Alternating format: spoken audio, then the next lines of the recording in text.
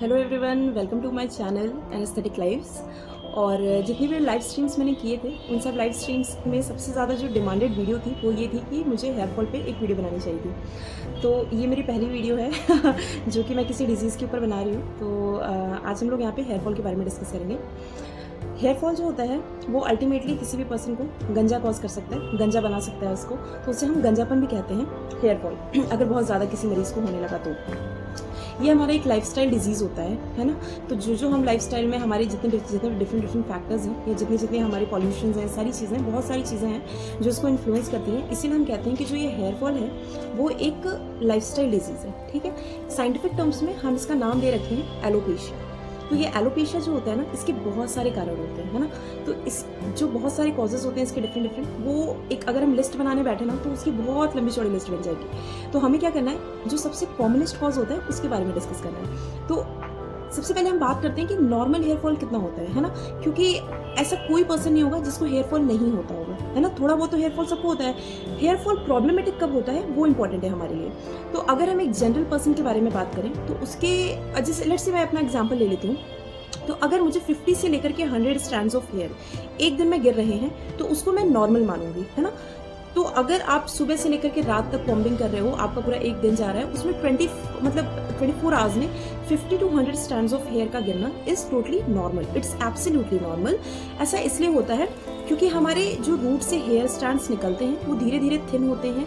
धीरे धीरे थिन होते होते उनका अल्टीमेटली फॉल हो जाता है। रूट हमारा नॉर्मल रहता है तो उसी रूट पे फिर हमारे नए हेयर की ग्रोथ होती है। तो ये जो साइकिल होती है वो पूरी वो हमारी ऐसे ही नॉर्मल चलती रहती है।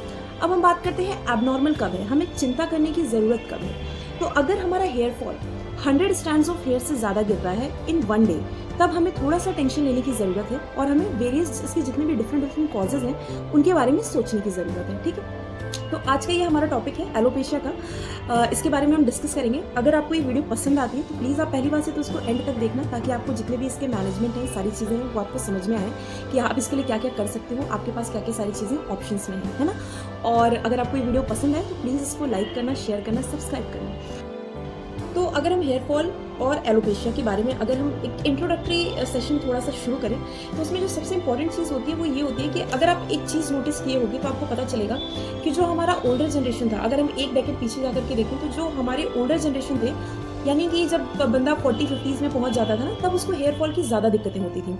लेकिन आज के सिनारियो में अगर हम देखें तो हर जैसे ही कोई बंदा 30s अपने 30s में जा रहा है या फिर 30s क्रॉस कर रहा है, उसको सीवियर हेयर फॉल की दिक्कतें आजकल शुरू हो गई हैं। तो ये जो एक अचानक से शिफ्ट हुआ है एज में from older to younger population getting affected by hair fall, ये ऐसा इसलिए हो रहा है क्योंकि हमारा जो डिफरेंट लाइफस्टाइल चेंजेस हैं, है ना। हमारे फूड हैबिट्स बहुत ज़्यादा बदल गए हैं। हम बहुत ज़्यादा डिफरेंट चीज़ों पे स्ट्रेस लेना शुरू कर दिया है। हमारा एंजाइटी डिफरेंट हो चुका है। We are suffering from depression, we are having different food styles and lots many of the factors. ठीक है, दैट्स वाई मैंने आपको शुरू में ही इंट्रोडक्टरी वीडियो में बताया था कि हेयर फॉल जो होता है वो एक स्पेसिफिक लाइफस्टाइल डिजीज़ है। ये कोई अलग से ऐसा डिजीज़ नहीं है ना, जो किसी ऑर्गेनिज्म से या फिर किसी चीज़ से कॉज होता है। तो स्टार्टिंग फ्रॉम लेट्स से कि मैं एक पेशेंट हूँ जो कि किसी डॉक्टर के पास विजिट कर रहे हैं हेयर फॉल के प्रॉब्लम से। ठीक है, जैसे मैंने आपको बताया 50 to 100 इज़ नॉर्मल। अगर 100 से ज़्यादा मुझे अचानक से हेयर फॉल स्टार्ट हुआ, मैं एक डॉक्टर के पास विजिट कर रही हूँ। जैसे ही मैं वहाँ पे जाऊँगी तो जो डॉक्टर होगा उसके दिमाग में जो सबसे पहला सस्पिशन होगा हेयर फॉल का, वो ये होता है कि या तो आपको कोई डिजीज़ हो रखी है या तो कोई आपका न्यूट्रिशनल डिफिशियंसी है जिसकी वजह से ये हेयर फॉल हो रहा है। तो क्या क्या डिफरेंट न्यूट्रिशन है जो कि आपको इफेक्ट कर सकते हैं, हेयर फॉल कॉज कर सकते हैं। तो उन न्यूट्रिएंट्स में जो सबसे इंपॉर्टेंट है उनके कुछ गिने चुने मैं नाम बता देती हूँ। जैसे वो आपके बॉडी में आयरन का लेवल चेक कर सकते हैं, जिंक का लेवल चेक कर सकते हैं, विटामिन B12 चेक कर सकते हैं। वो आपके बॉडी में डिजीजेज में देख सकते हैं कि आपको थायराइड की दिक्कत तो नहीं है, आपको अनीमिया तो नहीं हो रखा है। अनीमिया में specially vitamin B12 anaemia, deficiency anaemia and iron deficiency anaemia. ठीक है, इसके अलावा आपकी बॉडी में वो बायोटीन देख सकते हैं, है ना। बायोटीन की डिफिशियंसी की वजह से भी ऐसी चीज़ें हो सकती हैं। और मैनी टाइम्स विटामिन डी, अभी अंडर रिसर्च है ये चीज़, लेकिन ऐसा देखा गया है कि अगर आप विटामिन डी की भी डिफिशियंसी होती है किसी पेशेंट्स में तो वो भी आपका हेयर फॉल से सफर कर सकता है। तो अब जब मैं डॉक्टर के पास गई तो जो हेयर फॉल का सबसे पहला रीज़न उसने न्यूट्रिशनल डिफिशिएंसी सस्पेक्ट किया, तो वो इन सारे टेस्ट करेगा, लाइक विटामिन B12 कर लिया उसने, जिंक कर लिया, आयरन कर लिया, फोलिक एसिड देख लिया, बायोटीन देख लिया, विटामिन D देख लिया, उसने मुझे थायराइड डिसऑर्डर्स देख लिए। अभी कुछ दिन पहले ही मेरे लाइव स्ट्रीम पे मुझसे किसी ने पूछा था ये चीज़ कि थायराइड की वजह से, अगर किसी पेशेंट को थायराइड है तो उसकी वजह से हेयर फॉल हो सकता है क्या? तो येस, अगर थायराइड डिजीज़ है आपको तो उससे आपको हेयर फॉल हो सकता है। और इंडियन सिनारियो में जो वुमेन्स हैं, स्पेशली मेंस्ट्रुएशन जिनको हो रहा है, जिनको महीना मासिक आ रहा है, उन फीमेल्स में अनीमिया बहुत ज़्यादा कॉमन होता है और मैक्सिमम अनीमिया उसके जो होते हैं वो आयरन डिफिशिएंसी अनीमिया होता है। तो ये जो आयरन डिफिशिएंसी अनीमिया हो गया, this is one of the leading factor for किसी भी पर्सन के लिए, specially in females age group, जो यंगर एज ग्रुप है, जो मेंस्ट्रुएटिंग एज ग्रुप्स हैं, उनमें ये कॉज करने के लिए। तो ये एक न्यूट्रिशनल और डिजीज़ फैक्टर्स को रूल आउट करने के बाद डॉक्टर जो सेकंड सबसे इंपॉर्टेंट सिनेरियो सोचेगा इस हेयर फॉल के लिए, वो होता है हमारा एंड्रोजेनिक एलोपेशिया, जिसे हम मेल पैटर्न या फिर फीमेल पैटर्न बैलेंस के नाम से भी जानते हैं। तो हम अपना डिस्कशन अभी स्टार्ट करेंगे। जो आज का हमारा मेन टॉपिक है वो है एंड्रोजेनिक एलोपेशिया।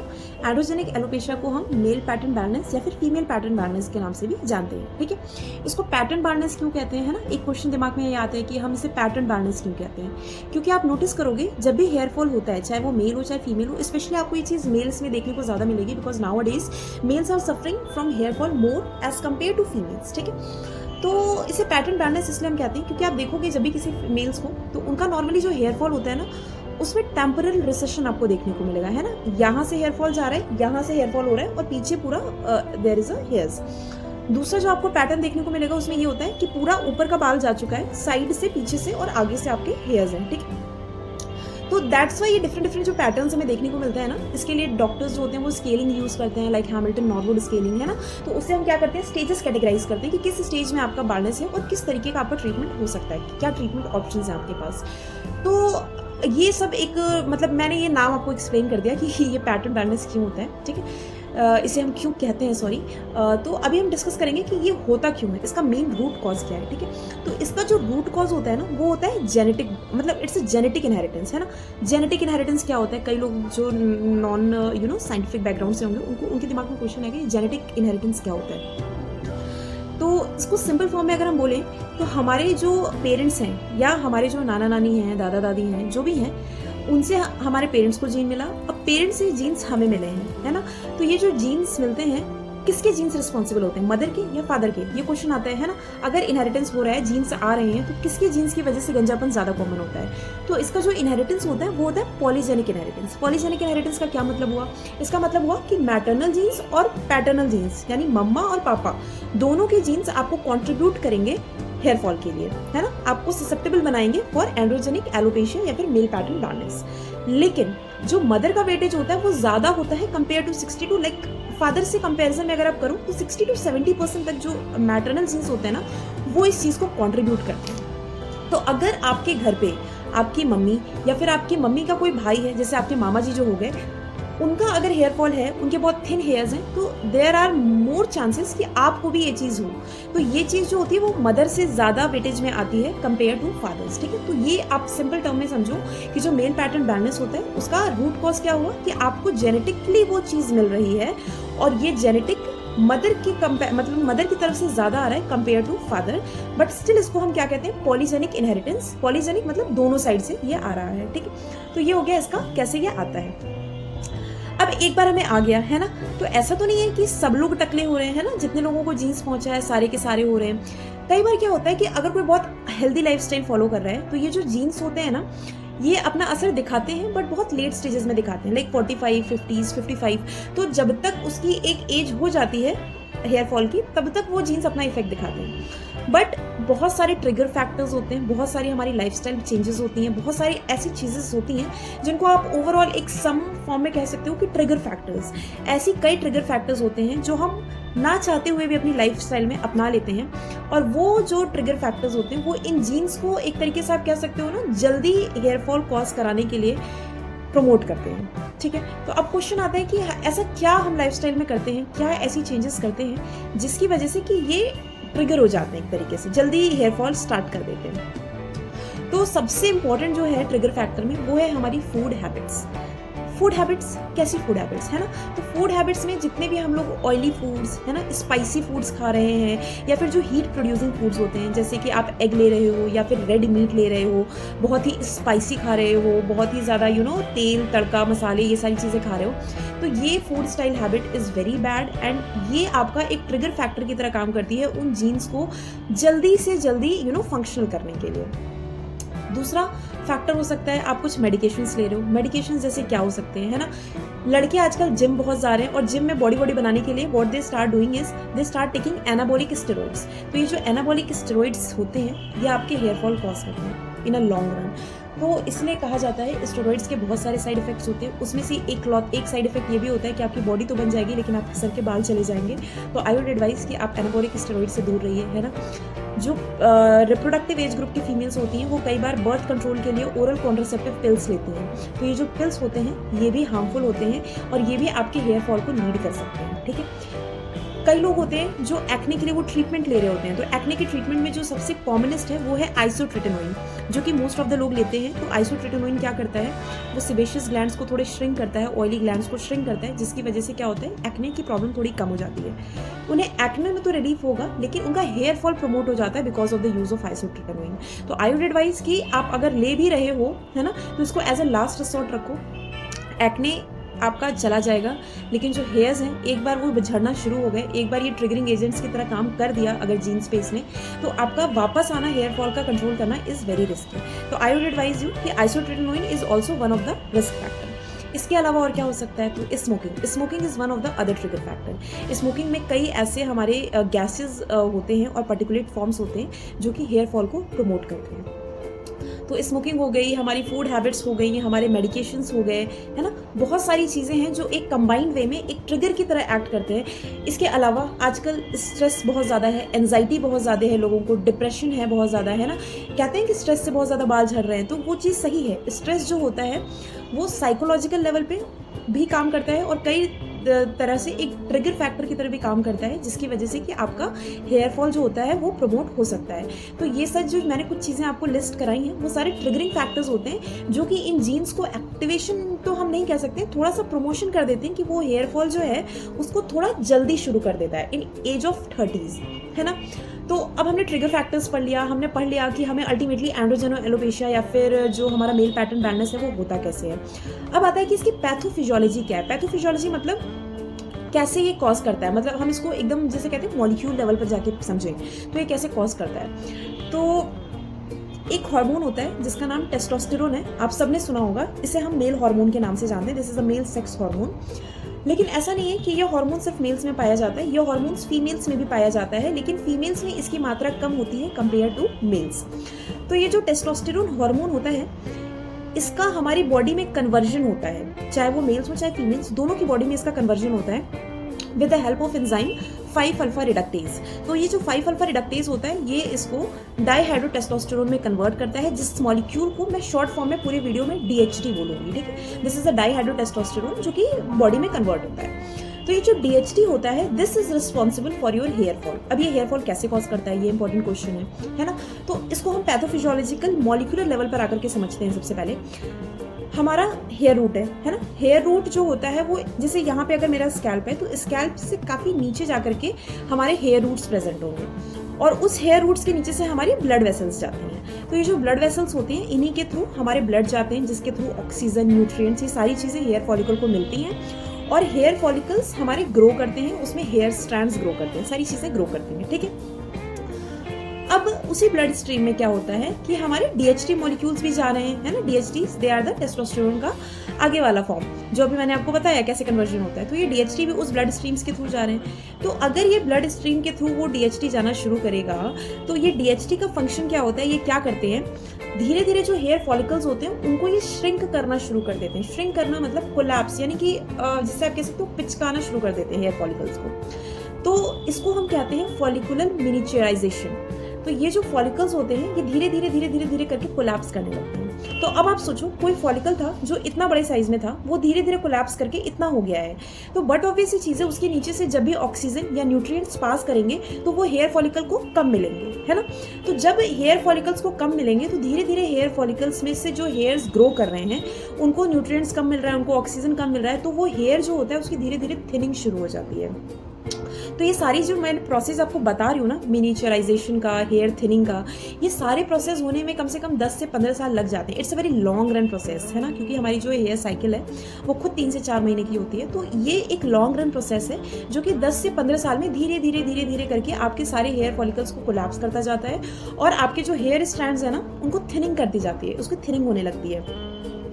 तो DHT मॉलिक्यूल ने ये काम किया। अब एक चीज़ आपको इसके साथ साथ मैं और बता देती हूँ जो कि आपके नॉलेज के लिए हो सकती है। आप नॉर्मली देखोगे ज़्यादातर लोगों का जो हेयर फॉल होता है या तो वो वर्टेक्स एरिया से, सामने से, फ्रंटल रीजन से, टेम्पोरल रीजन से, हर जगह से बाल आपका लॉस हो जाएगा। But you will notice one thing कि जो आपका पीछे का हेयर्स होते हैं, जिसे हम कहते हैं ऑक्सीपिट हेयर, ये हेयर्स जो होते हैं वो सबसे कम मतलब लॉस होते हैं। ज़्यादातर लोगों में जो पीछे के हेयर्स होते हैं वो परसिस्ट कर जाते हैं। ऐसा क्यों होता है? तो एक्चुअली में हमारा जो आगे का स्कैल्प एरिया होता है और जो वर्टेक्स होता है हमारा ऊपर का, frontal, vertex and temporal region, यहाँ के जो आपके हेयर फॉलिकल्स होते हैं, वो जो हेयर फॉलिकल्स होते हैं ना, they are like very much sensitized to DHT। They are very much sensitized. जो हम जीन्स अपने पेरेंट्स से एक्वायर करते हैं, उस जेनेटिक डिफरेंस की वजह से यहाँ के हमारे जो हेयर फॉलिकल्स होते हैं वो DHT के लिए काफ़ी ज़्यादा सेंसिटिव हो जाते हैं। तो DHT मॉलिक्यूल यहाँ से भी पास कर रहा है, पीछे से भी पास कर रहा है, लेकिन आगे के मॉलिक्यूल सेंसिटिव ज़्यादा हैं। सिर्फ इस वजह से आगे का कोलैप्स जल्दी होता है, मिनिएचराइजेशन जल्दी होता है, हेयर थिनिंग जल्दी होगी, और पीछे के हेयर्स जो होते हैं वो थोड़ा कम इसको रिस्पॉन्ड करते हैं। इसलिए पीछे के hairs most of the persons में आप देखोगे इतना जल्दी लॉस नहीं होता है। तो इसका एक मेडिकल रिलेवेंस भी होता है। जब भी ऐसे पर्सन कोई है जिसका पीछे का हेयर जो है वो लॉस नहीं हो रहा है, तो जब भी आप हेयर ट्रांसप्लांट की बात करोगे तो पीछे के बेस के हेयर यानी ऑक्सीपिट के हेयर आपके निकाल करके आपके ट्रांसप्लांट के लिए आगे लगाए जाएंगे, ठीक है। उनके जो हेयर फॉलिकल्स होते हैं उसको आगे लगाया जाता है, क्योंकि दे आर लेस सेंसिटिव। तो आप उनको आगे लगाओगे तो वो DHT को कम रिस्पॉन्ड करेंगे, और हेयर ट्रांसप्लांट जब आपका होगा तो वो आपका ज़्यादा ग्रो करेगा हेयर, ठीक है। तो ये हमारी एक बेसिक लेवल पे हमने पैथोफिजियोलॉजी समझ ली कि ऐसे ऐसे करने से ये सारी चीज़ें हो सकती हैं, ठीक है। तो अभी हमें समझ में आ गया कि जो हमारा मोस्ट कॉमनेस्ट कॉज है वो एंड्रोजेनिक एलोपेशिया हो गया। एंड्रोजेनिक एलोपेशिया का पॉलीजेनिक इनहेरिटेंस होता है। वो इनहेरिटेंस में मैटरनल फैक्टर, मैटरनल वेटेज ज़्यादा होता है। जीन्स आते हैं, नॉर्मल अगर पर्सन हेल्दी लाइफस्टाइल फॉलो कर रहा है तो 40s to 50s तक दे गेट एक्टिवेटेड और वो अपना हेयर फॉल कॉज कराते हैं। But because of many trigger factors ये हमारा जल्दी भी प्रमोट कर सकते हैं। जल्दी प्रमोशन के लिए ट्रिगर फैक्टर्स क्या है वो मैंने आपको बता दिया है in short. I don't think कि मुझे रिपीट करने की ज़रूरत है ना। मैंने मॉलिक्यूलर लेवल पे जाके आपको बता दिया कि हेयर फॉल अल्टीमेटली होता कैसे है, वर्टेक्स का हेयर फॉल ज़्यादा क्यों होता है, पीछे का हेयर फॉल कम क्यों होता है, हेयर ट्रांसप्लांट में पीछे के हेयर्स आप कैसे यूज़ कर सकते हो, क्यों यूज़ करते हो वो भी मैंने बता दिया है, ठीक है। तो ये हमने पढ़ा कि कैसे होता है, क्यों होता है, क्या क्या कारण होते हैं, ठीक है। अब इसके बाद we will discuss further next topic about. अब एक बार ये सारी चीज़ें देखने के बाद, ये सारी चीज़ें डिस्कस करने के बाद कि एंड्रोजेनिक एलोपेशिया के या फिर मेल पैटर्न बैलेंस के क्या क्या कॉजेज हो सकते हैं, किस किस तरीके से ये ट्रिगर हो सकता है, बहुत सारी चीज़ें हमने डिस्कस करी हैं। तो मेन स्टेज जो हर इंसान जानना चाहता है वो ये है कि हमारे पास अगर ऐसा हो रहा है, हमें अल्टीमेटली किसी को ये फ़र्क नहीं पड़ता है ना, कि क्या क्यों हो रहा है, कैसे हो रहा है, ट्रिगर फैक्टर्स क्या हैं। ज़्यादातर लोग इस चीज़ में इंटरेस्टेड नहीं होते हैं। ज़्यादातर लोग इस चीज़ में इंटरेस्टेड होते हैं कि हमारे पास मैनेजमेंट ऑप्शंस क्या हैं, ट्रीटमेंट ऑप्शंस क्या क्या हैं, है ना, कि हम ट्रीटमेंट क्या क्या कर सकते हैं अपने इस हेयर फॉल को रोकने के लिए या फिर इसको मतलब हेयर ग्रोथ प्रमोट करने के लिए। तो we will be studying about different जो भी हमारे पास ट्रीटमेंट ऑप्शंस हैं। अभी हम इसके बारे में डिस्कस करते हैं और तो चलिए शुरू करते हैं। सबसे पहले देखिए, जितने भी ट्रीटमेंट्स हैं मैं उनको 3 कैटेगरी में डिवाइड करके बताती हूँ। सबसे पहला है होम्योपैथिक, दूसरा है आयुर्वेदिक, तीसरा है एलोपैथिक ट्रीटमेंट, राइट। तो मैं MBBS MD हूँ तो मुझे एलोपैथिक ट्रीटमेंट के बारे में ज़्यादा पता है ना, लेकिन मैं आयुर्वेदा और होम्योपैथी के बारे में कुछ सर्टन लाइन्स बताना चाहती हूँ जो मुझे पता है कि हाँ दे आर बेनिफिशियल। होम्योपैथी जो होता है उससे आपको पर से कोई फ़ायदा नहीं होता है ना। कोई स्टडी बेस्ड या साइंटिफिक एविडेंस नहीं है कि होम्योपैथिक में ऐसा कोई भी ट्रीटमेंट है जो आपको हेयर फॉल से बचा सकता है। लोग होम्योपैथिक ट्रीटमेंट लेते हैं, बहुत अच्छी बात है ना, और हो सकता है कि उनको वो होम्योपैथिक दवाएं लेने से प्लेसिबो इफेक्ट हो। प्लेसिबो इफेक्ट का मतलब होता है कि आप दवा ले रहे हो, आपको संतुष्टि की है कि आप दवा ले रहे हो और इस वजह से आपको असर दिखना शुरू हो जाए। इसको हम प्लेसिबो इफेक्ट कहते हैं। आप इसको गूगल पे भी सर्च कर सकते हो। तो होम्योपैथिक का कोई साइंटिफिक बेस्ड एविडेंस नहीं है कि वो हेयर फॉल के में आपको किसी भी तरीके से हेल्प करेगा, लेकिन हाँ, कुछ लोग होते हैं जो कह सकते हैं कि मैंने दवा ली थी होम्योपैथिक की, मुझे फ़ायदा हो गया। तो वो फ़ायदा जो हो सकता है वो प्लेसिबो इफेक्ट की वजह से हो सकता है, क्योंकि कई बार क्या होता है कि हम बीमार होते हैं, है ना, और लेट्स से कोई बंदा है जिसको स्ट्रेस की वजह से बहुत ज़्यादा, है ना, हेयर फॉल हो रहा है, तो उसने होम्योपैथिक मेडिकेशन लेना स्टार्ट किया। अब उसको अंदर से ये फीलिंग आ जाएगी, हाँ यार मैंने मेडिकेशन लेना शुरू कर दिया है अब, है ना, तो मेडिकेशन लेना शुरू कर दिया है तो अब मैं धीरे धीरे सही हो जाऊँगा, है ना, ये इंटरनल खुशी है उसकी। तो ये दवाई पर से कोई साइंटिफिक बेसिस पे फ़ायदा नहीं करेगी, लेकिन जो वो दवा लेकर के जो उसको खुशी हो रही है, जिससे उसका स्ट्रेस कम हो रहा है, हो सकता है this ultimately leads to increase in the hair growth. तो उस बंदे को लगेगा यार कि दवा से फायदा हुआ है ना। तो प्लेसिबो इफेक्ट हो सकता है होम्योपैथिक का, but study based scientific evidence कहीं पे भी नहीं दिया हुआ है कि उसका कोई ऐसा एविडेंस है जिससे कि आपका हेयर फॉल कंट्रोल हो जाए। अब आते हैं हम आयुर्वेदिक पे, और इनफैक्ट होम्योपैथिक के बारे में मैं एक चीज़ और बताना चाहूँगी कि जो मैनी वेस्टर्न कंट्रीज़ हैं, लाइक यूरोप हो गया, जर्मनी हो गया, फ्रांस हो गया, इन सारी कंट्रीज़ में homeopathic treatment for hair fall totally banned है, पूरी तरीके से बैंड है, नो वन टेक्स। ठीक है, तो मैं एक ये स्टैंडर्डाइज चीज़ें आपको बता रही हूँ, साइंटिफिक चीज़ें बता रही हूँ, तो मैं उसमें होम्योपैथिक के बारे में जो मेन स्टे था वो मैंने आपको बता दिया। अब हम डिस्कस करते हैं थोड़ा बहुत आयुर्वेदा के बारे में। ठीक है, आयुर्वेदा के बारे में मुझे बहुत कुछ आइडिया तो नहीं है क्योंकि मैं एक आयुर्वेदिक स्पेशलिस्ट नहीं हूँ, लेकिन मैं आयुर्वेदा में जो थोड़े अच्छी चीज़ें हैं जो मुझे लगता है कि नेचुरल वे में आपको फ़ायदा कर सकती हैं without causing much of the side effect, तो वो मैं आपको बता देती हूँ। जिससे भृंगराज का ऑयल होता है ना, तो ये जो भृंगराज का ऑयल है this is very good for your health, तो हेयर हेल्थ के लिए। तो ये जो भृंगराज का ऑयल है आप इसको यूज़ कर सकते हो। आपने देखा होगा बहुत सारे लोगों को वीडियो में डिस्कशन करते हुए अबाउट रोजमेरी ऑयल, तो रोजमेरी ऑयल जो होता है वो भी आपके हेयर फॉलिकल्स पे एक्ट करता है and it gives you benefits. तो ये रोजमेरी ऑयल के लिए एक चीज़ इंपॉर्टेंट है जो मैं आपको बताना चाहती हूँ यहाँ पे, कि रोजमेरी ऑयल जो होता है वो एक असेंशियल ऑयल होता है। असेंशियल ऑयल का मतलब ये होता है कि उसको आप कभी भी डायरेक्टली अपने सर पे अप्लाई नहीं कर सकते हो। रोजमेरी ऑयल को कभी भी ऐसे अप्लाई नहीं करना है, इनफैक्ट उसको हमेशा आपको कैरियर ऑयल के साथ यूज़ करना है। कैरियर ऑयल क्या होता है? कैरियर ऑयल मतलब कि कोकोनट ऑयल ले लिया आपने कोई दूसरा ऑलिव ऑयल ले लिया, तो जो ऐसे प्लेन ऑयल्स होते हैं उसमें 2 से 3 drops of essential oil like rosemary oil आपको डालना है और उसके बाद आपको अपने स्कैल्प की मसाज करनी है। तो भृंगराज, रोजमेरी ऑयल, इसके बारे में मैंने आपको बता दिया। इसके अलावा हेयर वॉश के लिए आप आंवला रीठाशिका का यूज़ कर सकते हो। Amla is very rich source of vitamin C, है ना, तो ये आपका हेयर ब्लैकनिंग और हेयर स्ट्रेंथनिंग दोनों में हेल्प करेगा। If you have lack of vitamin, जिसकी वजह से न्यूट्रिशनल डिफिशियंसी की वजह से अगर आपका हेयर फॉल हो रहा है तो आपका आंवला उस चीज़ में हेल्प करेगा। रीठाशिका का इससे आप प्रॉपर फ्रॉदिंग होती है in a natural way, you can wash your hairs without using any shampoo, तो this will also help in the proper growth of your hair. ठीक है, तो ये एक बेसिक था आयुर्वेदा में। इसके अलावा आयुर्वेदा में अगर आप ऑप्शंस के बारे में बात करो और क्या क्या ऑप्शंस हो सकते हैं आपके पास, तो एक इनका थेरेपी होती है जिसको हम शिरोधरा बोलते हैं, शिरोधरा। तो ये जो शिरोधरा टेक्निक होती है इसमें क्या होता है, आपको थोड़ा सा लेटा करके आपके जो फोरहेड रीजन होता है उस पर continuous drop by drop oiling, मतलब ऑयल के ड्रॉप्स आपके फोरहेड पे कॉन्टिन्यूस गिरते रहते हैं। This technique is use for stress relief, है ना।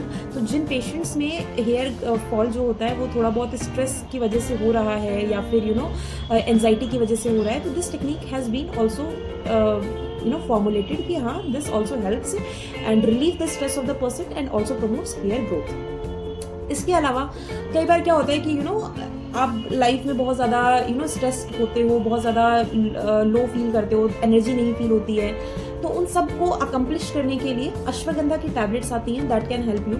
वो आपके स्ट्रेस को, लो एनर्जी स्टेट को, इन सारी चीज़ों को ओवरकम करने में हेल्प करती हैं, जिससे कि आपको फ़ायदा देखने को मिल सकता है। ठीक है, इसके बाद कुछ आसन होते हैं जिसमें से कि एक जो सबसे इम्पॉर्टेंट आसन है जिसका नाम मुझे नहीं पता, मैंने लिख के रखा हुआ है इसका नाम, इट्स सर्वंग आसन। ठीक है, ये तो जो सर्वंग आसन होता है this is also very useful. ये क्या करता है कि आपके ब्लड का जो सर्कुलेशन होता है टू योर हेड ये बढ़ाता है। तो आप इसको गूगल पे सर्च कर लेना, ये सर्वंग आसन क्या होता है। इस आसन से क्या होता है, आपके सर का सर्कुलेशन बढ़ता है, तो उससे आपकी हेयर ग्रोथ बढ़ सकती है। तो ये जो थोड़ी सुपरफिशियल चीज़ें थी जो मुझे आयुर्वेदा के बारे में पता थी, बाय स्टडी बेस्ड है ये सारी चीज़ें, तो ये मैंने आपको बता दिया। अब हमारा जो मेजर डिस्कशन होगा फॉर ट्रीटमेंट पर्पस वो ये होगा कि एलोपैथी में क्या क्या इसके ट्रीटमेंट ऑप्शंस हमारे पास अवेलेबल है, राइट। तो एलोपैथी में जो FDA है हमारा, जो नेशनल FDA है, उसने किस किस ट्रीटमेंट ऑप्शंस को हमारे लिए अच्छा माना है, साइंटिफिकली सेफ माना है, वो 2 ही ऑप्शंस हैं हमारे पास। एक है मिनॉक्सिडिल, दूसरा है फिनेस्टराइड, है ना। तो ये 2 ऑप्शंस हैं जो कि FDA अप्रूव्ड है। बाकी सारे ऑप्शंस हैं हमारे पास, दे आर इन कॉन्वर्सेशंस, वो साइंस में है, कॉन्वर्सेशंस हैं, वो किए जा रहे हैं, but they are not FDA approved. तो FDA अप्रूव्ड जो कि हमारा मेडिकल एक स्पेसिफाइड चीज़ें होती हैं कि हाँ, these are safe, these are has these things that I am telling you are properly trialled things, है ना। इसके लेस साइड इफेक्ट्स हैं, या फिर जो साइड इफेक्ट्स हैं they have been already known, उनको पेशेंट्स को लेते समय बता दिया जाता है। तो अभी हम 2 चीज़ों के बारे में डिस्कस करेंगे दैट आर FDA अप्रूव्ड। पहला है मिनॉक्सिडिल, दूसरा है फिनेस्टराइड। तो पहले हम बात करते हैं मिनॉक्सिडिल के बारे में। इसके बारे में आपने नाम सबने सुना होगा, है ना। तो मिनॉक्सिडिल जो होता है, इसके टैबलेट्स आते हैं, ओरल फॉर्म्स में भी आप इसको ले सकते हो, इसका टॉपिकल एप्लीकेशन फॉर्म भी आता है। तो ज़्यादातर लोग क्या करते हैं, मिनॉक्सिडिल का ऑयल लगाते हैं, है ना। तो पहले हम टॉपिकल ऑयल्स के बारे में बात करते हैं। तो मिनॉक्सिडिल जो ऑयल जो प्रिपरेशन आती है, जो ऑयल बेस्ड हमारी चीज़ें आती हैं मिनॉक्सिडिल में, वो आपका फोम फॉर्म में भी आ सकता है और अल्कोहल बेस्ड प्रिपरेशन भी आता है। तो जो अल्कोहल बेस्ड प्रिपरेशन होता है मिनॉक्सिडिल का, वो उसका ये थोड़ा सा आपको लग सकता है कि कई लोग जब उसको लगाते हैं ना, तो उनका हेयर बहुत फ्रीजी हो जाता है, बहुत ज़्यादा ड्राई हो जाता है ना। तो जिन लोगों को अल्कोहल बेस्ड प्रिपरेशन से ये सारी दिक्कतें आती हैं, वो फोम बेस्ड एप्लीकेशंस भी कर सकते हैं, ठीक है। तो मिनॉक्सिडिल का 2 फॉर्म्स हो गए टॉपिकल एप्लीकेशन के लिए। एक हो गया आपका फोम बेस्ड और दूसरा हो गया आपका this thing alcohol based preparations. तो अल्कोहल बेस्ड प्रिपरेशंस आपको कभी कभी फ्रीजी हेयर कॉज कर सकते हैं, थोड़ा ड्राई हेयर से आपको लगेगा लगाने के बाद। तो अगर जिनको ऐसी दिक्कतें हो रही हैं, वो उसको फोम एप्लीकेशन यूज कर सकते हैं, ठीक है। अब आते हैं मिनॉक्सिडिल का जो टॉपिकल प्रिपरेशन होता है, वो कितने कॉन्सेंट्रेशन में आता है। तो उसका कॉन्सेंट्रेशन होता है 2%, 5% एंड 10%। तो ये जो 2% एंड 5% होते हैं, वो हम फीमेल्स में प्रिस्क्राइब करते हैं। फीमेल्स में 5% के ऊपर कभी नहीं दिया जाता है। और मेल्स जो होते हैं, अगर उनको 2-5 से आराम नहीं मिल रहा है, तो वो कभी कभी 10% तक जा सकते हैं, वो 10% को भी यूज कर सकते हैं, ठीक है। तो ये हो गया आपका टॉपिकल एप्लीकेशन के बारे में। अब आता है कि हम ऑयल लगा तो रहे हैं, कितना ऑयल लगाएं, है ना, कितना ऑयल सफिशिएंट होगा हमारे बालों की ग्रोथ के लिए। तो मिनॉक्सिडिल लगाने के लिए आप 1 mg BD, ये प्रिस्क्राइब डोज है। 1 mg BD यानी 1 ml BD। मतलब क्या हुआ इसका कि आपको 1 ml तक ऑयल लेना है, उसी से आपको पूरे जहां जहां पे भी है आपका, उसको आपको मसाज करना है प्रॉपर वे में स्कैल्प की। और BD यानी दिन में 2 बार आपको 1 ml लगाना है। तो ये इसका हो गया डोज कि आप कितना ऑयल लगा सकते हो। अब आते हैं हम कि मिनॉक्सिडिल से फायदा कैसे होता है, मतलब इस ड्रग में ऐसा क्या है जिसकी वजह से हमें फायदा हो रहा है ना, और ये क्या फायदा करता है। तो मिनॉक्सिडिल जो होता है, ये एक पोटेशियम चैनल ओपनर है। पोटेशियम चैनल ओपनर, अब ये तो साइंटिफिक टर्म है ना, तो आप सोचोगे ये करता क्या है। तो सिंपल सी बात है, जैसे आपका ये हेयर फॉलिकल है जो कि कोलैप्स होकर रखा हुआ है ना। अब कोई चीज़ है जो ऑलरेडी सिकुड़ी हुई है, तो वो थोड़ी सी बंद रहेगी, है ना। तो minoxidil is like a potassium channel openers. तो जो उस हेयर फॉलिकल में पोटेशियम चैनल्स होंगे, मिनॉक्सिडिल उनको ओपन कर देगा। तो जब भी ब्लड से आपके न्यूट्रिएंट्स, ऑक्सीजन, ये सारी चीज़ें पास करेंगी, तो उस कोलैप्स्ड फॉलिकल में भी अच्छे से आपका वो ऑक्सीजन और न्यूट्रिएंट सारे के सारे जो होंगे वो जा पाएंगे, ठीक है। तो ये काम होता है मिनॉक्सिडिल का। तो इससे फायदा क्या होगा, इससे फायदा ये होगा कि हेयर फॉलिकल में अगर न्यूट्रिएंट्स आपको अच्छे से पहुंच रहे हैं, तो जो आपका अल्टीमेट हेयर स्ट्रैंड है, वहां पे थिनिंग कम होगी, है ना। तो अब आपके जो हेयर स्ट्रैंड्स हैं वो पतले नहीं होंगे, हेयर थिनिंग कम होगी। हेयर थिनिंग कम होगी तो आपका जो हेयर फॉल हो रहा था वो प्रिवेंट हो जाएगा, है ना। तो इस तरीके से मिनॉक्सिडिल अल्टीमेटली एक्ट करता है, जिससे कि आपका हेयर फॉल प्रिवेंट होता है। अब एक और इम्पॉर्टेंट चीज़ जो मैं मिनॉक्सिडिल के बारे में यहाँ पे बताना चाहूँगी सबको, वो ये होता है कि कभी कभी ऐसा कुछ लोगों में देखने को मिल सकता है कि जब वो minoxidil in initial stages of जब लगाना शुरू करेंगे ना, तो उनको ऐसा लगेगा कि मेरा हेयर अभी ज़्यादा गिरने लगा।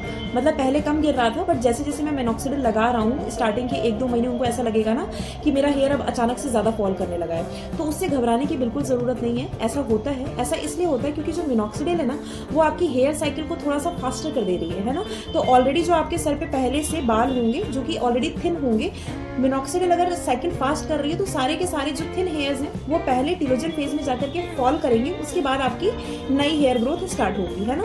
तो अगर आपको ऐसा कुछ दिनों में लगता है तो दैट इज परफेक्टली फाइन, उससे आपको टेंशन लेने की कोई ज़रूरत नहीं है। दूसरी चीज़ अबाउट मिनॉक्सिडिल और फिनास्ट्राइड, दोनों के बारे में एक कंबाइंड वे में एक जनरल ओपिनियन मैं आपको बताती हूँ। वो ये होता है कि अगर जब भी आप ये ऑयल बेस्ड प्रिपरेशंस लगाना शुरू कर रहे हो तो आप ऐसा मत सोचो कि आपने आज लगाया आपको कल से आराम मिलना शुरू हो जाएगा, है ना। ऐसा कभी नहीं होता है। हमारी जो हेयर की साइकिल होती है वो पूरी 3 से 4 महीने के लिए रहती है ना। It's a very long cycle. तो कभी भी आपको 1-2 दिन में इसका रिजल्ट नहीं मिलेगा। कम से कम 3 से 4 महीने आपको मिनॉक्सिडिल यूज़ करना पड़ेगा, है ना। एक हेयर साइकिल जब पूरी कंप्लीट होगी तब आपको इसका थोड़ा फ़ायदा देखने को मिलेगा। और दूसरी वेरी इंपॉर्टेंट चीज़ वो ये है, एक बार आपने अगर तेल लगाना शुरू किया तो उसके बाद बिकॉज ऑफ मनी इशू या किसी भी वजह से आपको लग रहा है कि यार अब तो फ़ायदा कर रहा है, अब तो मेरे बाल आ गए, है ना, अब तो मैं रोक देता हूँ इसको। तो अगर आपने एक बार यूज़ करने के बाद उसको रोका तो वो हेयर फॉल 2 महीने में आपका रिपीट हो जाएगा, ठीक है। ये रामबाण इलाज नहीं है कि आपने लिया और आपका पूरी तरीके से हेयर फॉल हमेशा के लिए सही हो गया, है ना।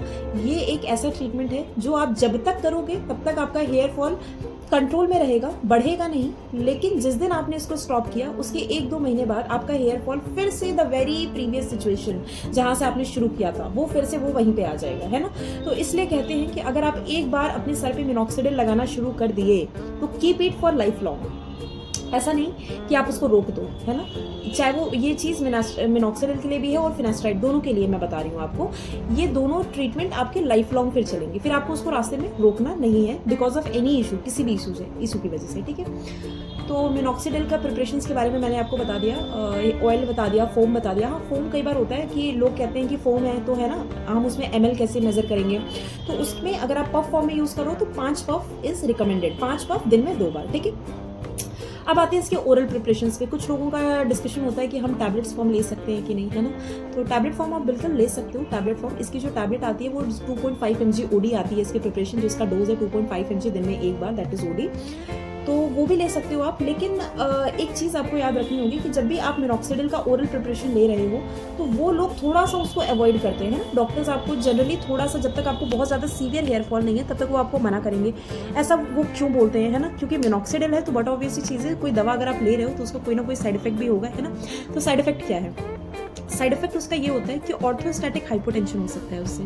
अगर आप minoxidil as a tablet form में ले रहे हो तो that causes hypotension which is orthostatic. Orthostatic hypotension क्या होता है? इसका मतलब ये हुआ कि आप लेटे हो, अचानक से आप पैर जमीन पे रख रहे हो, सो के आप उठे, अचानक से पैर जमीन पे रखे और खड़े हुए आपका बीपी सडन फॉल करेगा और आप नीचे गिर सकते हो, है ना। तो this is called orthostatic hypotension. कई लोगों में ऐसा देखने को मिलता है क्योंकि हाइपोटेंशन जैसे ही होगा तो ये एक इसका साइड इफेक्ट है जो कि रिकॉर्डेड है, सबको पता होता है। जब भी डॉक्टर आपको एडवाइस करेगा आपको ये इस चीज़ के बारे में बताएगा कि आप कॉन्टिन्यूस अपना बीपी मॉनिटरिंग के बारे में ख्याल रखिए, है ना। तो एक ऑर्थोस्टैटिक हाइपोटेंशन हो गया। अब टॉपिकल एप्लीकेशन जो हम लोग बालों पे तेल लगाते हैं, सारी चीज़ें लगाते हैं, उसके लिए 2 प्रिकॉशंस आपको याद रखने हैं कि जब भी आप मिनॉक्सिडिल ऑयल यूज़ करो, है ना, तो 2 चीज़ें उसके लिए आपको बहुत ज़रूरी याद रखनी है। पहला ये कि आप ये मत सोचो कि आप टैबलेट ले रहे हो तो आपको साइड इफेक्ट हो रहा है और आप सर पे लगाओगे तो आपको साइड इफेक्ट नहीं होगा। बिल्कुल होगा, जिसको होना होगा उसको होगा, क्योंकि आप सर पे अगर उसको लगा भी रहे हो तो वो अल्टीमेटली एब्जॉर्ब होकर के 70% to 80% वो एब्जॉर्ब हो जाता है टॉपिकली भी। वो अल्टीमेटली आपके ब्लड स्ट्रीम में जाएगा और ब्लड स्ट्रीम में जैसे ही पहुंचेगा तो वो सेम इफेक्ट कॉज करेगा जो कि आपका ओरल प्रिपरेशन कॉज कर रहा था, है ना। तो जिसको साइड इफेक्ट होने होंगे उनको टॉपिकल से भी होगा और उनको ओरल टैबलेट से भी होगा, तो दोनों से होगा। तो एक साइड इफेक्ट आपको याद रखना है। दूसरी इंपॉर्टेंट चीज़ आपको ये याद रखनी है कि जब भी आप मिनॉक्सिडिल ऑयल लगाइए अपने सर पे, उसके बाद आपको अपना हेयर वॉश प्रॉपर करना है, ठीक है। Sorry, not here wash, this is hand wash.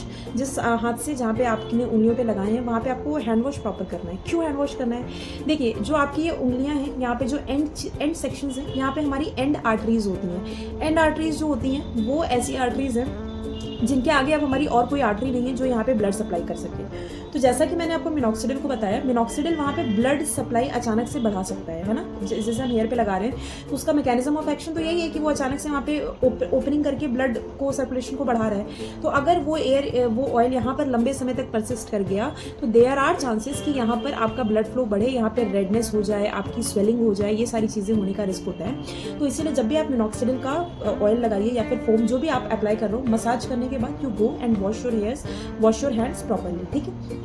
तो ये दूसरी चीज़ हो गई मिनॉक्सिडिल का। हाँ, ओरल प्रिपरेशन अगर कोई लेता है तो उसके 2 साइड इफेक्ट्स हैं जो मैं आपको बता देती हूँ। एक तो मैंने ऑर्थोस्टैटिक हाइपोटेंशन के बारे में बता दिया कि तो आप जब भी अगर प्रिपरेशंस ले रहे हो मिनॉक्सिडिल के तो आपको एक तो हाइपोटेंशन के बारे में कॉशियस रहना है। दूसरा साइड इफेक्ट ये हो सकता है उसका, कई बार ऐसा होता है कि आपको unwanted hair growth at different unwanted positions, जैसे कि आप चाहोगे कि हाथ पे ग्रो, आप नहीं चाहोगे कि हाथ पे हेयर ग्रो करे, है ना, प्यूबिक एरियाज, एक्सिलरी रीजन, ऐसे कई रीजन्स होते हैं, अनवांटेड हेयर ग्रोथ होने का रिस्क होता है।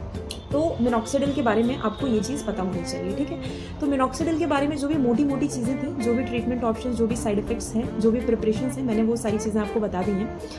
अब दूसरा ड्रग डिस्कस करते हैं जिसको हम कहते हैं फिनास्ट्राइड, ठीक है। फिनास्ट्राइड के साथ ही एक इसका दूसरा पोटेंट कॉम्बिनेशन आता है ड्यूटेस्ट्राइड, है ना। तो ये इसका थोड़ा सा ही पोटेंट फॉर्म है, कम डोज में अच्छा असर दिखाने वाला, लेकिन ड्यूटेस्ट्राइड थोड़े कम दिए जाते हैं। तो वो क्यों कम देते हैं वो मैं आपको बताती हूँ अब। तो let's discuss about finasteride group. तो फिनास्ट्राइड अगर एज अ ड्रग हम बात करें तो फिनास्ट्राइड का जो डोज होता है वो होता है 1 mg BD, और जो ड्यूटेस्ट्राइड होता है उसका डोज होता है 0.5 mg BD। Let me confirm this thing once, sorry it's not BD, it's OD, ठीक है।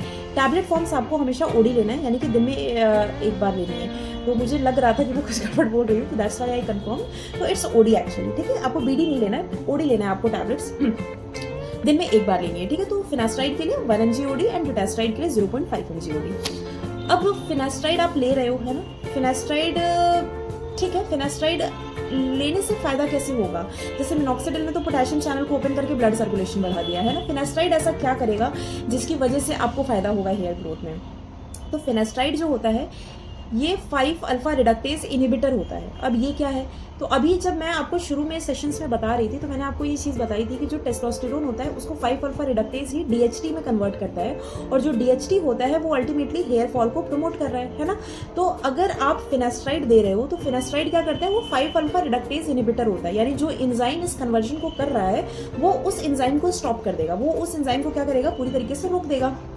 तो अगर अब आपने देखा कि आपका एंजाइम वो स्टॉप हो चुका है, तो अब आपकी बॉडी में DHT का अमाउंट कम हो जाएगा, तो अल्टीमेटली हेयर फॉल जो होगा वो थोड़ा सा प्रिवेंट हो जाएगा, है ना। तो this is the action of finasteride. तो ज़्यादातर लोग फिनास्ट्राइड क्यों नहीं लेते हैं, है ना, दिक्कत आती है, क्यों नहीं लेते हैं, क्या दिक्कत होती है।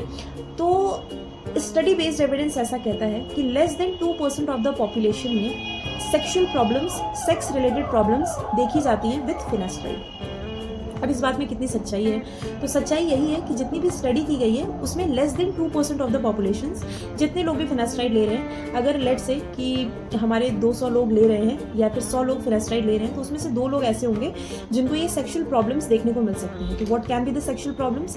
सेक्शुअल प्रॉब्लम्स में आपका loss of appetite, loss of libido हो सकता है, इरेक्टाइल डिसफंक्शन हो सकता है, प्री मैच्योर इजैकुलेशन हो सकता है, बहुत सारी दिक्कतें हो सकती हैं आपको सेक्शुअल प्रॉब्लम्स में। लेकिन जब आप स्टडी एविडेंस को हटा दो तो आपको ऐसा सुनने में आएगा कि ज़्यादातर लोग इससे सफ़र करने लगते हैं। क्यों ऐसा होता है? क्योंकि जब आप किसी को भी फिनास्ट्राइड बताते हो कि आप फिनास्ट्राइड लेने जा रहे हो, आप किसी को भी बताओगे कि हाँ ठीक है मैं तुम्हें फिनास्ट्राइड प्रिस्क्राइब कर रहा हूँ, और फिनास्ट्राइड के पॉसिबल साइड इफेक्ट्स में से एक सेक्शुअल साइड इफेक्ट भी है, तो कई बार लोग पता है इसको साइकोलॉजिकल सेक्सुअल इफेक्ट होने लगता है, सेक्सुअल एक्ट जो होते हैं वो उनके साइकोलॉजिकली इफेक्ट होने लगते हैं, दवा की वजह से नहीं होते हैं। तो इसलिए हमें रिपोर्ट्स ज़्यादा देखने को मिलते हैं, but study based evidence is very less, है ना। तो साइकोलॉजिकली आपको थोड़ा सा स्ट्रॉन्ग होना होगा अगर आप फिनास्ट्राइड लेना चाह रहे हो। तो अगर this thing is not important for you that much, hair fall is more important, तो आप फिनास्ट्राइड के लिए जा सकते हो। दूसरी चीज़ regarding this side effect of finasteride वो ये है कि लेट से आज से आपको सेक्सुअल प्रॉब्लम शुरू हुई, है ना, तो अगर आप फिनास्ट्राइड आज के आज स्टॉप कर दोगे, है ना, तो ये 2 से 3 महीने में जो जितनी भी आपको सेक्सुअल प्रॉब्लम्स हो रही थी वो सारी की सारी अप टू नॉर्मल रेंज आ जाएगी। तो ये परमानेंट लॉस नहीं होता है सेक्सुअल प्रॉब्लम्स का, जो भी आपको मैंने बताया वो परमानेंट नहीं होता है, it is temporary and it is reversible also, है ना। जैसे ही आप दवाई को स्टॉप करोगे 2 से 3 महीने में आपका सारा फंक्शन नॉर्मल हो जाएगा। तो फिनास्ट्राइड का टॉपिकल प्रिपरेशन भी आता है, वो एक्चुअली में मिनॉक्सिडिल के साथ कॉम्बिनेशन में फिनास्ट्राइड के जो टॉपिकल एप्लीकेशन हैं वो आते हैं, तो उनको भी आप एज अ ऑयल फॉर्म में सेम एज मैंने जैसे मिनॉक्सिडिल के बारे में बताया आप उसको लगा सकते हो, ठीक है। एक बहुत स्पेसिफिक ब्रांड जो मुझे बहुत असरदार लगा कई लोगों में वो है MORF, MORRF। This is a combination of minoxidil and finasteride, तो आप इसको रेफर कर सकते हो if you have this problem. तो अभी हमने हाँ रिगार्डिंग ड्यूटेस्ट्राइड मैं इतना बोलना चाहती हूँ कि ड्यूटेस्ट्राइड कम डोज में आपको फ़ायदा तो ज़्यादा देगा, लेकिन उससे सेक्शुअल प्रॉब्लम्स थोड़ी ज़्यादा होती हैं कंपेयर टू फिनेस्ट्राइड, ठीक है। तो ये मोटा मोटा हो गया हमारे 2 FDA approved drugs that are dutasteride and then finasteride, ठीक है। अब हम बात करते हैं कि ये सारी चीज़ें हो गई, अब हमारे पास और ट्रीटमेंट ऑप्शंस क्या क्या हैं। तो बाकी जो ट्रीटमेंट ऑप्शंस हैं, they are scientific therapy, they are advance therapies, जो कि आप बिना डॉक्टर्स के प्रिस्क्रिप्शंस के या फिर बिना डॉक्टर के कंसल्टेशन के आप नहीं जा सकते हो। तो इसलिए मैं उन सारे जो ट्रीटमेंट ऑप्शंस हैं उनको आपको एक शॉर्ट में ब्रीफ कर देती हूँ कि हाँ ये ऑप्शंस हैं। तो इन दोनों ड्रग्स के अलावा एक आजकल ट्रीटमेंट ऑप्शन आपने सुना होगा PRP, जिसको हम कहते हैं प्लेटलेट रिच प्लाज्मा। तो इसमें क्या होता है, इसमें आप ही का खून निकाला जाता है ना, उसको सेंट्रीफ्यूज मशीन में डाल के सेंट्रीफ्यूज किया जाता है और उसके बाद उसमें आपको प्लेटलेट रिच प्लाज्मा, आपको प्लाज्मा मिलेगा which is rich in platelets, ठीक है। उसको लेकर के आपके जो हेयर फॉलिकल्स होते हैं डायरेक्टली उसमें इंजेक्ट कर दिया जाता है। तो दैट इज एक्चुअली उस प्लेटलेट रिच प्लाज्मा में ऐसा क्या होता है जो आपके हेयर फॉलिकल को ग्रो करेगा, उसको उसका जो कोलैप्स स्टेट है उसमें भी उसको ग्रो कराएगा, वो होता है वेस्कुलर एंडोथेलियल ग्रोथ फैक्टर्स। तो ये जो ग्रोथ फैक्टर्स होते हैं वो आपके प्लेटलेट रिच प्लाज्मा में प्रेजेंट है। अब आप उसको आप डायरेक्टली हेयर फॉलिकल के अंदर इंजेक्ट कर रहे हो, है ना। तो आप डायरेक्टली अपने हेयर फॉलिकल को क्या दे रहे हो, न्यूट्रिएंट्स दे रहे हो, ग्रोथ फैक्टर्स दे रहे हो। तो PRP is one of the best treatment जो मैं आपको एडवाइस करूंगी, है ना। मैं अगर आप मेरा पर्सनल ओपिनियन पूछो तो ठीक है, जितने ड्रग्स हैं आप ले सकते हो, but PRP is one of the very good treatment जो आप ले सकते हो इसके लिए, ठीक है। तो PRP इस तरीके से आपको फायदा करता है। तो कई लोग महीने में 1 बार 2 बार डिपेंडिंग कि आप प्लास्टिक सर्जन से एक बार कंसल्ट करेंगे या फिर जो भी आपका डर्मेटोलॉजिस्ट पर्सन है उससे आप एक बार कंसल्ट करोगे, he will define you the sessions कि कितने सेशंस आपको चाहिए। नॉर्मली महीने में 1 या 2 बार PRP सेशंस कराते हैं लोग और उनको प्रॉपर हेयर ग्रोथ देखने को मिलती है, ठीक है। तो PRP इसमें आपका हेल्प कर सकता है। अब PRP के अलावा और क्या ऑप्शंस हैं, तो एक LLL थेरेपी आती है। व्हाट इज LLL थेरेपी, इसको हम लोग बोलते हैं लो लेवल लेजर थेरेपी, ठीक है। What is low level laser therapy, short में बता दूं तो इसमें ऐसा होता है कि आपको कैप्स मिलती हैं और कोम्स आती हैं, बट ये ट्रीटमेंट थोड़ा सा कॉस्टली होता है। इसमें आपको कैप्स मिलते हैं और कॉम्स मिलते हैं, कंघी मिलती है जो कि लेज़र बीम्स उसमें निकलते हैं, ठीक है। तो उन कैप्स को आपको थोड़े सर्टेन टाइम के लिए पहन के रखना पड़ता है। उस कॉम से आपको मतलब कॉम्बिंग करनी होती है। तो वो जो लेजर रेडिएशंस होते हैं ना, वो आपके हेयर फॉलिकल्स को स्टिमुलेट करते हैं कि वो ग्रो करें। तो इस तरीके से LLL थेरेपी होती है जो कि हेयर ग्रोथ में हेल्प करती है। तो ये भी आपको हमेशा, जब भी आपको इसे करना है, वो हमेशा आपको जो भी आपके डर्मेट पर्सन या जो प्लास्टिक सर्जन हैं उनसे आपको कंसल्ट करके ही ये ट्रीटमेंट ऑप्शंस भी लेनी है। इन दोनों के अलावा और भी कई सारे ट्रीटमेंट ऑप्शंस हैं जो हमारे लिए मतलब आपके लिए बहुत ज़्यादा एडवांस ट्रीटमेंट ऑप्शंस हो जाएंगे। जैसे कि एक एग्जांपल मैं दे रही हूँ, आजकल अंडर रिसर्च एक नया ट्रीटमेंट ऑप्शन आया है, वो है PDA थ्रेड्स। तो PDA थ्रेड सिर्फ हम लोग हेयर के लिए नहीं बल्कि अपनी स्किन्स के लिए भी यूज़ करते हैं, है ना। बहुत सारे हीरो हीरोइंस इस चीज़ के लिए यूज़ करते हैं। तो वो PDA थ्रेड्स में क्या होता है ना, they are actually suture materials. तो वो सूचर मटेरियल से क्या होता है कि आपका जो हेड है ना उसमें सूचरिंग वो मटेरियल्स डाल दिए जाते हैं, सूचर कर दिए जाते हैं, उनको फिक्स कर दिए जाते हैं आपके हेयर में। तो उससे क्या होता है, वो एक फॉरेन मटेरियल्स की तरह एक्ट करते हैं। सूचर मतलब जैसे जो टाँके लगते हैं ना, तो वही होता है सूचर मटेरियल। तो वो आपके हेड में फिक्स कर दिए जाते हैं, आपके हेड में उससे सूचर कर दिया जाता है। तो इससे फ़ायदा क्या होता है एक्चुअली में, वो आपके हेड में एक फॉरेन मटेरियल की तरह एक्ट करता है। फॉरेन मटेरियल, अब आपकी बॉडी का नॉर्मल रिस्पॉन्स क्या होता है कि आपकी बॉडी को कहीं पे भी फॉरेन मटेरियल मिलेगा तो वो एक इन्फ्लेमेटरी रिस्पॉन्स ट्रिगर करेगी। इन्फ्लेमेटरी रिस्पॉन्स में क्या होगा, जितने भी न्यूट्रोफिल्स, मैक्रोफेजेस, ग्रोथ फैक्टर्स, सारी चीज़ें होंगी वो वहाँ पे जाएंगी। तो अगर आपने सर में जहाँ पे भी आपका बाल्डनेस हो रखा है, अगर आपने वहाँ पर लगा दिया उस सूचर मटेरियल को, तो आपकी बॉडी ये सोचेगी कि वहाँ पे एक फॉरेन मटेरियल आ गया है, हमको उसको हटाना है, उसको डैमेज करना है। तो आपकी बॉडी वहाँ पे खूब सारे ब्लड सर्कुलेशन बढ़ा देगी, वहाँ का ग्रोथ फैक्टर बढ़ा देगी, वहाँ पे सारे के सारे जितने भी इंपॉर्टेंट न्यूट्रिएंट्स हैं उसको सप्लाई करना शुरू करेगी। इस तरीके से वहाँ पे हेयर ग्रोथ आने लगता है। तो ये PDA सूचर्स जो होते हैं, they are polydioxanone sutures, they are very advanced, ठीक है। उसको हम लोग स्किन में रिंकलिंग के लिए भी यूज़ करते हैं। Many actresses they are nowadays using PDA sutures, क्योंकि उनके स्किन में जो रिंकल्स होते हैं ना उनको खत्म करने के लिए, क्योंकि उस वही सेम मैकेनिज्म होता है, अपने स्किन में वो सूचर्स लगवा लेते हैं जिससे कि वहाँ पे रिएक्शंस होते हैं और वो अल्टीमेटली आपको क्या करता है, रिंकल्स से हेल्प करता है, ठीक है। तो एक PDA सूचर्स का ऑप्शन हो गया। तो these all are very advanced, है ना। इससे भी आपको रिलीफ नहीं हो रहा है तो what you can do is आप हेयर ट्रांसप्लांट करा सकते हो, ठीक है। हेयर ट्रांसप्लांट पे मैं, अगर आप डिमांड करोगे तो मैं एक फुल फ्लेज वीडियो बना दूंगी, है ना, कि कैसे कैसे आपके कहाँ के हेयर सैंपल्स लेकर के किस तरीके से हेयर ट्रांसप्लांट होता है। सारी चीज़ें, बहुत सारी चीज़ें हैं ट्रीटमेंट ऑप्शंस में, लाइक हेयर ट्रांसप्लांट आप करा लिया।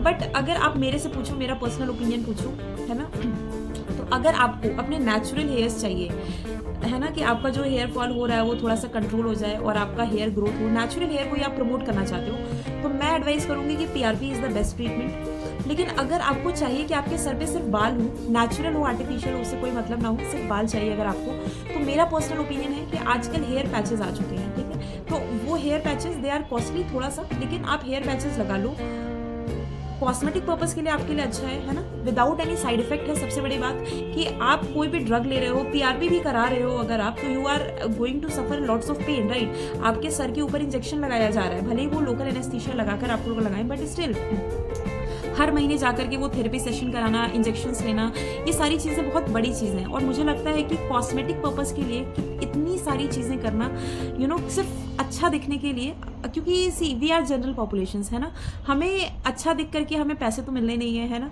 हमारी फैमिली, हमारे पार्टनर्स, जो भी हमारे फ्रेंड्स हैं, वो हमें उस तरीके से एक्सेप्ट करेंगे जैसे हम ऑलरेडी हैं। तो मुझे ऐसा लगता है कि अगर आप हेयर पैच लगा लो तो आपका जो कॉस्मेटिक पर्पस है वो भी हो जाएगा, फुलफिल हो जाएगा, आप अच्छे भी लगोगे, दिखने में भी अच्छे लगोगे, और आपकी बॉडी को ना अनवांटेड हार्म नहीं होगा, है ना। क्योंकि जैसे मैंने आपको मिनॉक्सिडिल के बारे में बताया, फिनास्ट्राइड के बारे में बताया, उन सबके साइड इफेक्ट्स हैं, सबके साइड इफेक्ट्स हैं। तो आई वुड एडवाइज यू कि अगर आप इतना लोचा नहीं लेना चाहते हो ना अपनी ज़िंदगी में, तो हेयर पैच लगवा लो यार, सबसे सिंपल सा मैकेनिज्म है ना। आप सैलून में जाओगे, आप हेयर पैच लगवाओगे, अच्छे खासे घने हेयर्स आ जाते हैं यार हेयर पैच लगाते हुए। आपको जिस कलर में हेयर चाहिए, सारे कलर्स ऑप्शन है आपके पास, सब कुछ होता है, तो आप हेयर पैच के लिए जा सकते हो। अगर आपको नेचुरल हेयर्स जो है उससे इतना प्रेम नहीं है, तो you can go for artificial hairs also, ठीक है।